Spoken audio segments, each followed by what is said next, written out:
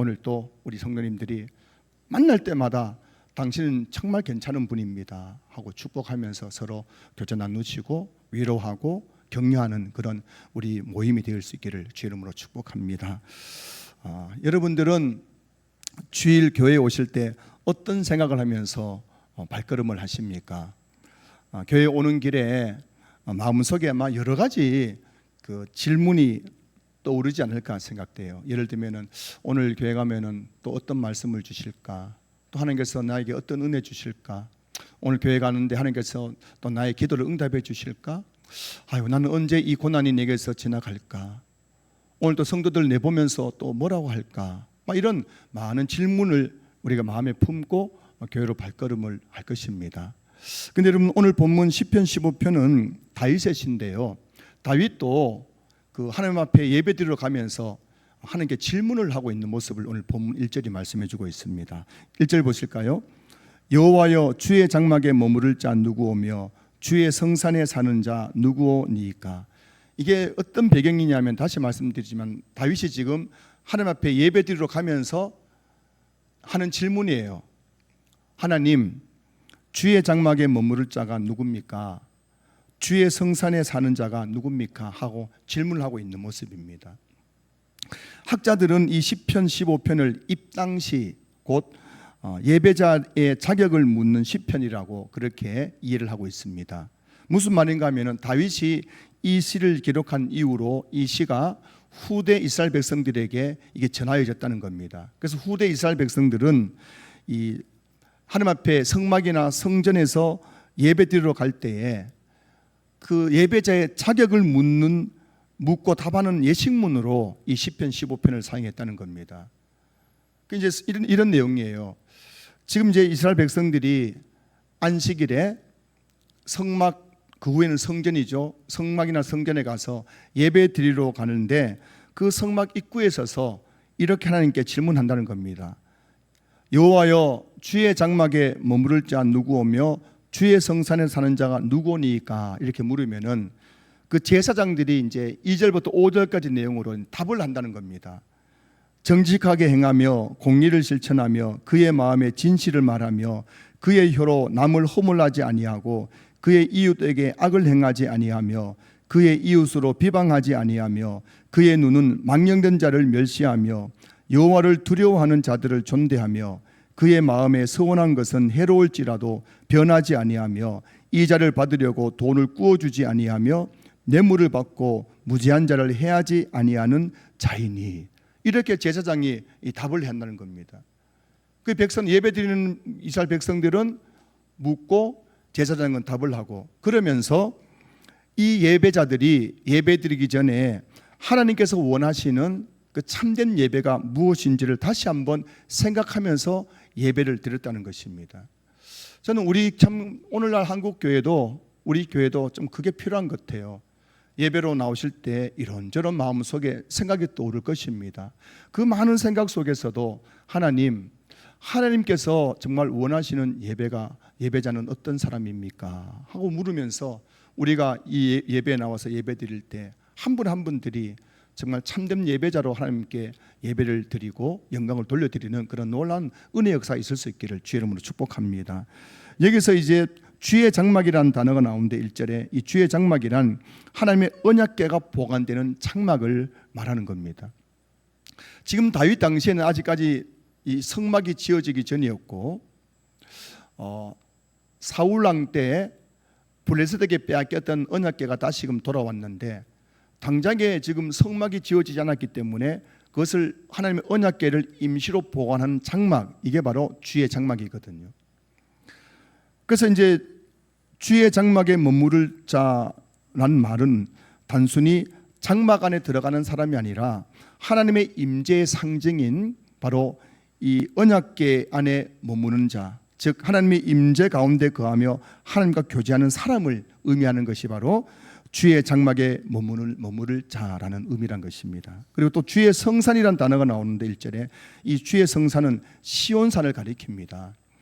이 시편에서 종종 시온산을 단순한 지명이 아니라 하나님의 통치와 하나님 나라를 상징하는 표현으로 이 시온산이라는 단어를 사용할 때가 있거든요. 그런 점에서 주의 성산에 사는 자란 하나님의 통치 아래 살아가며 하나님과 동행하는 사람을 의미합니다.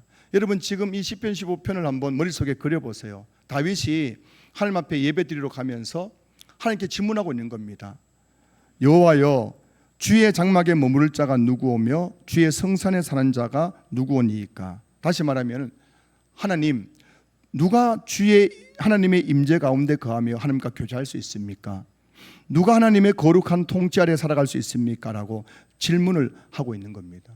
그런데 이 질문의 핵심이 뭐냐면 바로 예배입니다. 예배. 지금 다윗이 예배 드리러 가고 있지 않습니까?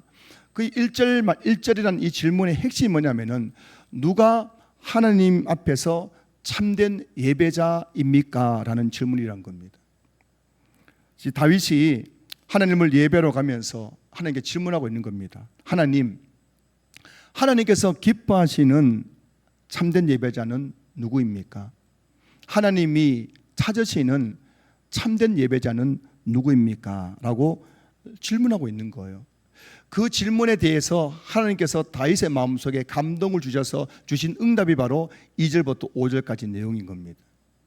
다윗의 모든 시는 하나님께 감동받아 지어진 시였거든요.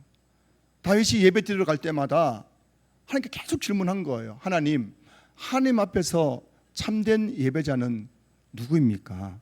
라고 묻는 겁니다. 그때마다 하나님께서 성령을 통해서 다윗 마음속에 2절부터 5절까지 말씀을 통해서 이런 예배자가 내가 찾는 예배자다라고 말씀해 주셨어요. 그것을 이제 시로 쓴 것이 바로 시편 15편이죠. 성도 여러분, 하나님께서 기뻐하시는 그리고 찾으시는 참된 예배자는 누구일까요? 오늘 2절부터 5절까지 내용이 여러분 하나님께 찾으시는 참된 예배자라는 것입니다. 그 내용을 한번 보실까요? 2절, 정직하게 행하며. 하나님은 정직하게 행하는 사람을 찾고 계신 겁니다. 여기서 정직하게 행한다는 것은 하나님 앞에서 흠없이 살려고 애쓰는 거예요. 저와 여러분들은 완전할 수 없잖아요. 부족함이 많습니다. 그럼에도 불구하고 우리가 하나님 앞에서 정직하게 살아가려고 애쓰는 그 모습을 하나님은 참된 예배라고 말씀하고 있는 거예요. 두 번째는 공의를 실천하며 되어 있는데 바로 의를 행하는 거예요. 하나님은 옳은 일을 행하며 살아가려고 하는 그 사람들을 참된 예배자라고 말씀하고 있다는 겁니다. 세 번째는 그의 마음에 진실을 말하며, 그 마음이 진실된 사람, 정직한 사람을 하나님은 찾고 계신다는 겁니다. 여러분, 우리는 마음을 속일 때가 많지 않습니까? 그런데 하나님은 우리 마음의 중심을 꿰뚫어 보시는 분이기 때문에 하나님은 우리가 늘 일상적인 삶을 살아가면서 우리 마음에 진실하고 깨끗하고 정직한 것을 원하신다는 것이죠. 네 번째는 3절 보면 그의 혀로 남을 허물하지 아니하고, 그 하나님은 그 입으로 남을 비방하지 않는 사람을 찾고 계신다는 겁니다. 자, 그 다음에는 다섯 번째는 뭐라고 되어 있습니까? 바로 그의 이웃에게 악을 행하지 아니하며. 그러면 여섯 번째는 그의 이웃을 비방하지 아니하며. 그 이제 보면은 세 번째하고 다섯 번째가 좀 비슷해 보이지 않습니까? 그의 혀로 남을 허물하지 아니하고, 그리고 그의 이웃을 비방하지 아니하며. 그 이제 세 번째 이 말씀이 뭐냐면은 우리가 다른 사람에 대해서 함부로 막 험담하고 헐뜯지 않는다는 의미이고, 여섯 번째 그의 이웃을 비방하지 않는다는 것은 바로 이웃에게 수치를 주거나 상처를 주는 모욕적으로 대하지 않는다는 것을 말하고 있는 겁니다. 일곱 번째는 4절 보시면은 그의 눈은 망령된 자를 멸시하며 여호와를 두려워하는 자들을 존대하며. 하나님 이런 사람을 찾는다는 겁니다. 그의 망령된 자를 멸시하고 악을 행하는 자를 멸시하고 하나님을 또 두려워하는 자들을 존대하는 것, 이게 하나님이 찾고 있는 참된 예배자의 모습이란 것입니다. 여덟 번째는 그의 마음에 서운한 것을 해로울지라도 변하지 아니하며 되어 있는데, 이 말씀을 또 오해해가지고 이 서원 기도를 보통 서원을 가리켜서 하나님과 하는 약속으로 보는데, 오늘 시편 15편 4절에 나오는 그의 마음에 서운한 것은 해로울지라도 변하지 아니하며, 이 서원은 사람 간의 약속을 말하는 겁니다. 우리도 약속하지 않습니까? 내 반드시 지키겠다고 약속하지 않습니까? 이게 서원인데 사람과 사람 사이에 서원, 약속을 했는데 때로는 그것이 내게 손해가 되고 해로울지라도 사람과 사람과의 약속은 꼭 지키는 사람, 이게 바로 하나님께 찾으시는 참된 예배자라는 것입니다. 그리고 5절 보시면은 이자를 받으려고 돈을 구워주지 아니하며 라는 거죠. 그 돈을 구워주는데 거기다가 막 복리를 취해가지고 막 이자를 막 부풀려가지고 어려운 이웃들 힘들게 하는, 그렇게 하지 않는 사람. 마지막에는 무죄한 자를, 뇌물을 받고 무죄한 자를 해하지 아니하는 자. 그래서 이 10가지를 지금 언급하고 있는데, 여러분 이러한 삶을 살아가는 사람이 하나님께 찾으시는 참된 예배자라고 말씀하고 있는 거예요. 오늘 이 말씀은 지금까지 우리가 알고 있는 예배 모습과는 너무 다른 이야기 아닙니까? 여러분 우리는 예배라고 말하면 어떻게 합니까? 예배라고 하면 당장 제일 먼저 교회가 떠오르고, 교회에서 성도들이 함께 모여가지고 찬송 부르고 또 말씀 듣고 기도하는 것을 예배라고 생각을 하지 않습니까? 그런데 오늘 본문에서 말하고 있는 이 예배는 예배당 안에서 드려지는 예배, 즉 성막 안에서 드려지는 예배를 말한 것이 아니라 성막 밖에서 이루어지는 예배에 대해서 말씀하고 있는 거예요. 하나님께서 찾으신 참된 예배자는 예배당 안에서만 예배하는 사람이 아니라 예배당 안에서 드린 예배가 예배당 밖의 삶으로 연결되어지는 사람을 말하고 있는 겁니다. 여러분 지금 오늘 이 1절에서 하나님께서 기뻐하시고 찾으신 예배자가 누구입니까? 라는 다윗의 그 질문 앞에 하나님께 주신 답은 너희들이 예배당 안에서 예배 잘 드리는 사람을 찾는다가 아니라 너희들이 예배당 밖에서 얼마나 그 삶 속에서 나를 예배하는 삶을 살아가느냐, 그런 사람을 하나님은 찾고 계신다는 것입니다. 참된 예배는 주일 예배 1시간으로 끝나는 것이 아니라 주일 예배가 월요일부터 토요일까지 계속 삶으로 이어지는 것, 이게 참된 예배라고 오늘 성경이 우리에게 말씀하고 계신 거예요. 어느 시골 교회에 믿음 좋은 권사님 한 분이 계셨습니다. 이 권사님은 얼마나 믿음이 좋은지 새벽 기도를 빠진 적이 없어요. 새벽 기도도 참석하시고 예배란 예배는 다 참석하시고 예배 때마다 제일 앞자리에 앉아가지고 목사님 말씀에 아멘 아멘 하면서 은혜를 받고 또 기도할 때도 제일 오랫동안 기도하는 그런 참 권사님이셨어요. 그런데 이 권사님에게 한 가지 문제가 있었습니다. 그게 뭐냐면은 새벽 기도 마치고 집에 갈 때마다 꼭 남의 밭에 들러가지고 오이 또 가지 또 호박 깻잎을 따가지고 한 보따리 따가지고 집에 갔다는 겁니다. 단 하루도 빈손으로 집에 간 날이 없었어요. 새벽기도 마치고 찬송을 흥얼흥얼거리면서 꼭 나무밭에 들려가지고 뭔가를 따가지고 집에 갔다는 것입니다.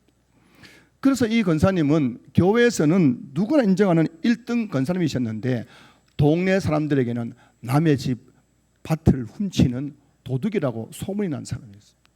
자, 여러분, 이 권사님은 정말 하나님께 찾으시는 참된 예배자일까요?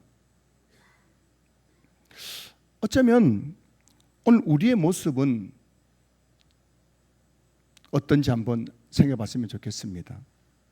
여러분 교회 안에서의 모습과 교회 밖에서 모습이 일치합니까? 교회 안에서 그렇게 은혜로운 그런 모습이 교회 밖에서도 은혜로운 삶으로 이어지고 계십니까? 예배당 안에서는 하나님을 사랑한다고 그렇게 눈물로 고백하면서 예배당 밖에서는 하나님이 기뻐하지 않는 그런 모습으로 살아가고 있지는 않는가요? 종교개혁자 존 칼빈은 그의 책 기독교 강요에서 인간의 삶은 하나님께 드려지는 예배가 되어야 한다고 말했습니다. 예배란 단지 예배당 안에서 드려지는 종교적인 행위가 아니라 하나님께 대한 순종의 삶 전체가 하나님께 드려지는 예배라는 것입니다. 영국의 그 성공의 목회자인 존 스토트는 참된 예배는 교회에서 시작되지만 세상 속에서 완성된다라고 말했어요. 그럼 참된 예배는 주일 예배 1시간으로 끝나는 것이 아니라 주일 예배가 월요일부터 토요일까지 내 삶 속에서 하나님께 순종하는 삶으로 연결되어지는 것, 이게 참된 예배라고 말하고 있는 겁니다. 로마서는 크게 두 부분으로 나누어져 있습니다. 1장부터 11장까지는 우리가 어떻게 구원을 받는가에 대한 교리에 대한 말씀을 다루고 있고, 12장부터 16장까지는 구원받은 성도는 어떻게 살아가야 하는가에 대한 삶에 대해서 다루고 있는 것이 로마서거든요. 그 로마서 1장부터 11장까지 우리가 어떻게 구원받는가, 예수님의 복음으로 구원받는 겁니다. 그리고 나서 12장부터 16장까지는 그러면 예수님의 복음으로 구원받은 성도들이 이제 어떻게 살아가야 되는가에 대해 다루고 있는데, 성도 여러분, 그 구원받은 성도들의 삶을 다루는 첫 번째 구절이 로마서 12장 1절인데, 이 로마서 12장 1절이 그 이후 전체 내용에 대한 중심 구절입니다. 그게 뭐냐면은 로마 12장 1절, 그러므로 형제들아 내가 하나님의 모든 자비하심으로 너희를 권하노니 너희 몸을 하나님이 기뻐하시는 거룩한 산 제물로 드리라. 이는 너희가 드릴 영적 예배니라는 거예요. 그 로마서의 두 구절을 다시 말씀드립니다. 1장부터 11장까지는 어떻게 구원받는가, 12장부터 16장까지는 구원받은 성도들은 어떻게 살아가야 할 것인가. 여러분, 구원받은 성도는 어떻게 살아가야 됩니까? 너희 몸을 하나님이 기뻐하시는 거룩한 산 제물로 드리는 삶을 살아가야 된다는 겁니다. 이것이 뭐냐고요? 영적 예배라는 것입니다. 한 주간 삶 속에서 우리 입술로 하나님이 기뻐하시는 말을 하는 것이 예배인 거예요. 우리 눈으로 거룩한 것을 바라보는 것이 예배인 것입니다. 우리 손과 발로 하나님이 기뻐하시는 일을 하는 것, 이것은 예배인 거예요. 저와 여러분들이 지난 한 주간 세상 속에서 살아온 모든 삶은 하나님께 드려진 예배였습니다. 하나님은 지난 한 주간 삶의 예배를 드리는 참된 예배자를 찾고 계셨습니다. 가정에서, 직장에서, 사회에서 하나님을 경외하는 마음으로 정직하게 살아가는 사람, 이웃을 사랑하며 약속을 지키는 사람, 다른 사람을 비방하지 않고 헐뜯지 아니하고 모욕하지 아니하고 악을 행하지 아니하고 하나님께 순종하며 살아가는 그런 삶의 예배자를 하나님께 찾고 계셨다는 것입니다. 하나님께 찾으신 참된 예배자는 주일의 예배가 월요일부터 토요일까지 삶으로 이어지는 사람입니다. 예배당 안에서 드린 예배가 예배당 밖의 삶으로 나타나는 사람, 바로 그 사람이 하나님께 찾으시는 참된 예배자라는 것입니다. 자, 그렇다면 하나님께 찾으신 참된 예배자에게 하나님은 어떤 일을 행하실까요? 오늘 5절 말씀 보시면은 이런 일을 행하는 자는 영원히 흔들리지 아니하리이다 라고 되어 있어요. 여기서 흔들리다라는 히브리어가 모트라는 단어인데 뜻이 뭐냐면 넘어지다, 그다음에 무너지다, 전복되다라는 의미입니다. 이 의미를 살려가지고 5절 다시 해석하면 이렇게 되는 거예요. 이런 일을 행하는 자, 즉 삶의 예배를 드리는 자는 영원히 넘어지거나 무너지거나 전복되거나 흔들리지 않는다는 것입니다. 왜냐하면 하나님께서 그를 붙들고 계시기 때문인 겁니다. 세상은 끊임없이 우리를 흔듭니다. 여러분들도 아마 지난 한 주간 세상 살아가면서 흔들릴 때가 참 많았을 거예요. 돈이 우리를 흔들 때가 얼마나 많습니까? 질병이 우리를 흔들 때가 얼마나 많아요. 여러 가지 예기치 못한 인생의 사건 사고들이 우리의 삶을, 내 마음을 흔들 때가 한두 번이 아니었죠. 특별히 사람들 때문에 내 마음이 흔들릴 때가 또 얼마나 많았습니까? 다윗의 일생도 마찬가지였습니다. 다윗의 일생은 늘 흔들리는 삶이었습니다. 다윗의 주변에는 참 원수들이 많았거든요. 원수들이 하루도 빠짐없이 다윗을 흔드는 거예요. 다윗의 생명을 빼앗으려고 하고, 아들 압살롬이 아버지의 왕권을 찬탈하려고 하고, 수많은 원수들이 다윗을 비웃고 조롱하고 저주하고, 다윗의 삶은 매일매일의 삶이 풍랑 속에 있는 돛담배처럼 흔들리는 삶이었습니다. 그런 흔들리는 삶 속에서도 다윗은 절대 넘어지거나 무너지지 않았습니다. 오히려 다윗의 삶은 더욱더 견고해져만 갔습니다. 그 이유가 뭘까요? 다윗은 내 인생이 흔들릴 때마다 하나님 앞에 삶의 예배를 드렸기 때문입니다. 내 인생, 내 삶이 흔들리고 넘어질 때마다 다윗은 하나님 앞에 나아가서 기도하고 하나님 앞에서 의로운 삶을 살아가고 원수를 사랑하고 대적하지 아니하고 그런 삶의 예배를 드렸던 겁니다. 그때마다 하나님은 다윗을 강한 손으로 붙들어 주신 거예요. 그래서 다윗은 가면 갈수록 점점 견고해지고 평탄하고 형통한 삶을 살아갈 수가 있었던 것입니다. 벌써 제가 지난교회 온 지가 10년이 넘었네요. 11년째인데요. 제가 오늘 이 설교 준비하면서 10년 전에 우리 교회에서 만났던 권사님들을 한번 떠올려 봤는데 그때 권사님들이 50대 초반이었거든요. 근데 그때 권사님들이 얼마나 믿음이 견고한지 몰라요. 제가 지금 그 나이 됐는데도 저는 지금 또 너무 부족한 게 많은데 그때 50살밖에 안 된 권사님들이 정말 이 교회를 딱 견고하게 지켜가지고 정말 한결같은 마음으로 신실하게 교회를 섬겨주셨던 것 생각할 때 정말 놀라워요. 어떻게 그 나이에 저렇게 신실할 수 있을까 싶은 마음이 들었어요. 지난 10년 동안 참 흔들릴 때가 많았던 것 같아요. 마귀가 밀 까부르듯이 저를 흔들 때가 참 많았습니다. 마귀가 저를 흔드는데요, 저를 유혹하고 시험하고 참수하면서 흔들어가지고 저를 넘어뜨리려고 전복시키려 할 때가 한두 번이 아니었거든요. 또 지난 10년 동안 교회 안에 크고 작은 일들로 인해서 마음이 흔들릴 때도 한두 번이 아니었습니다. 하지만 제가 오늘 이 자리에 견고하게 설 수 있는 이유는 저의 탁월한 실력과 능력 때문이 아니라 제가 그렇게 흔들릴 때마다 하나님 앞에 나아가서 삶의 예배를 드렸기 때문이었습니다.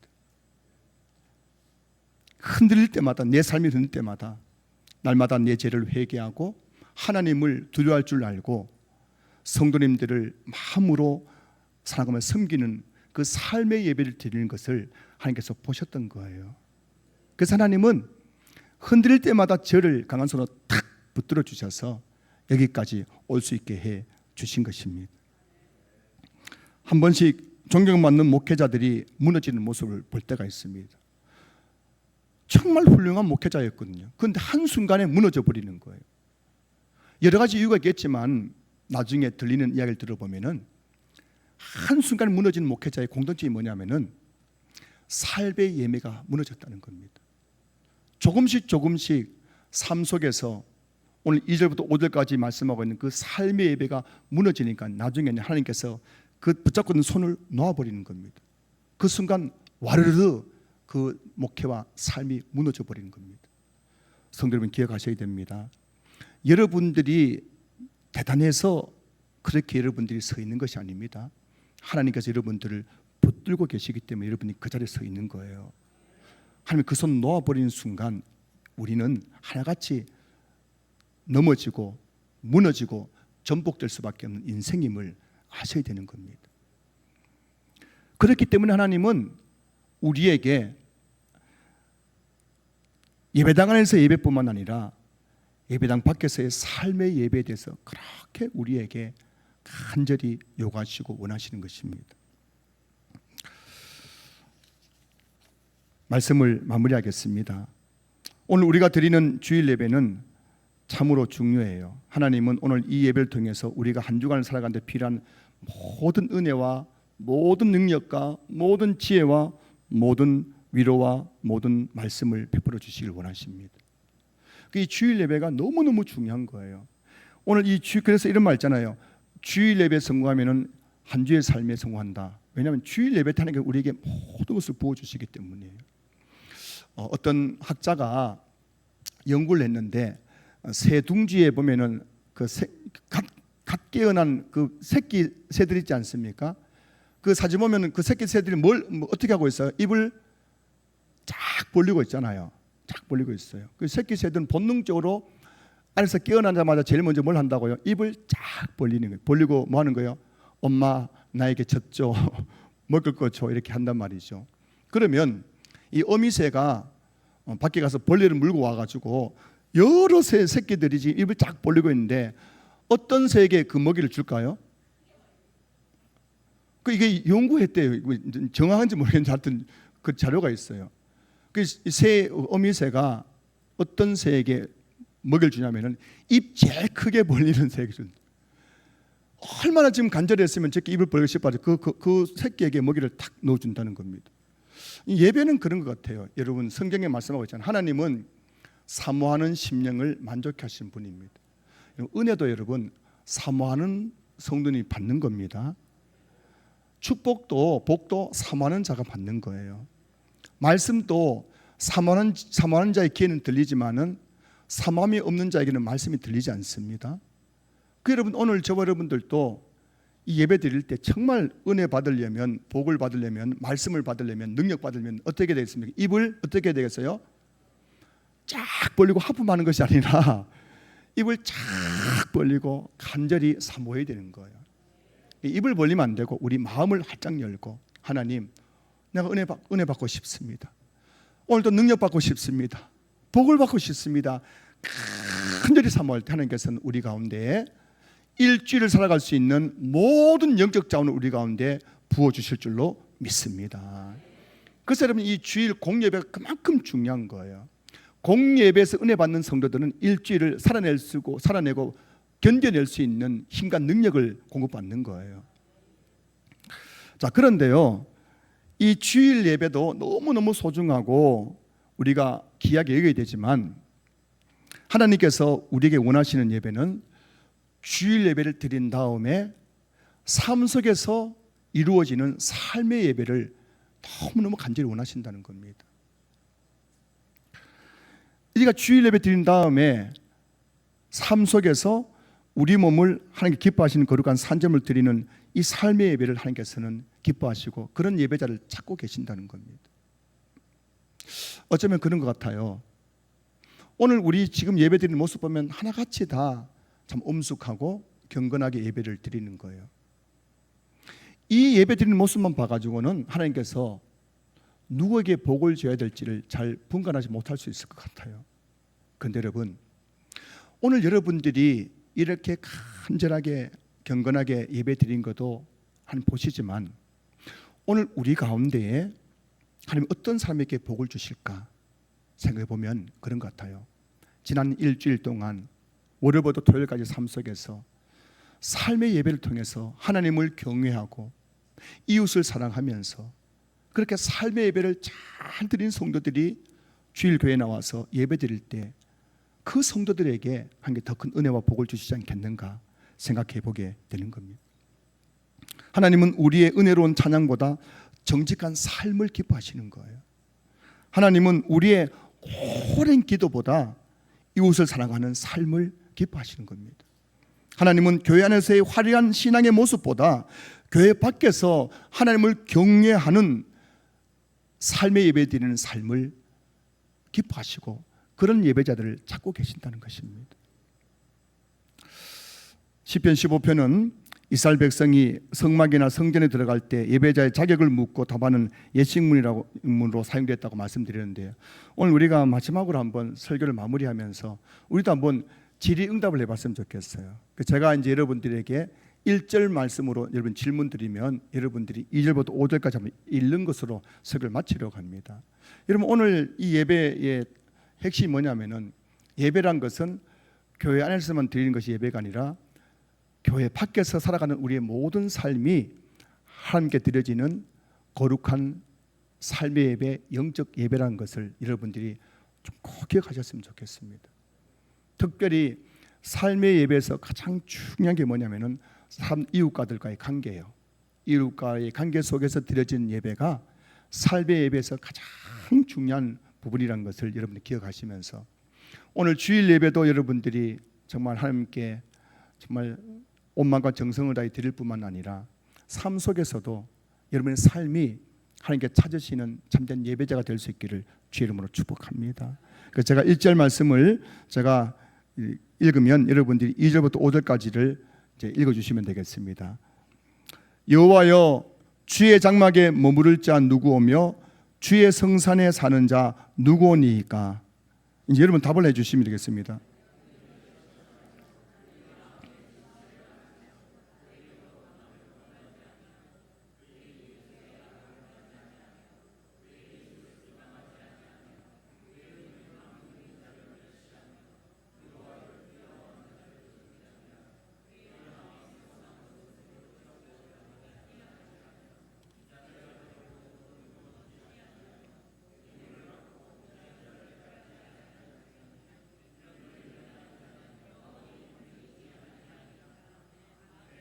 그래요, 여러분. 이게 바로 삶의 예배입니다. 영적 예배예요. 이런 예배 날마다 성공하는 우리 모든 성도들 되시기를 주님의 이름으로 축복합니다.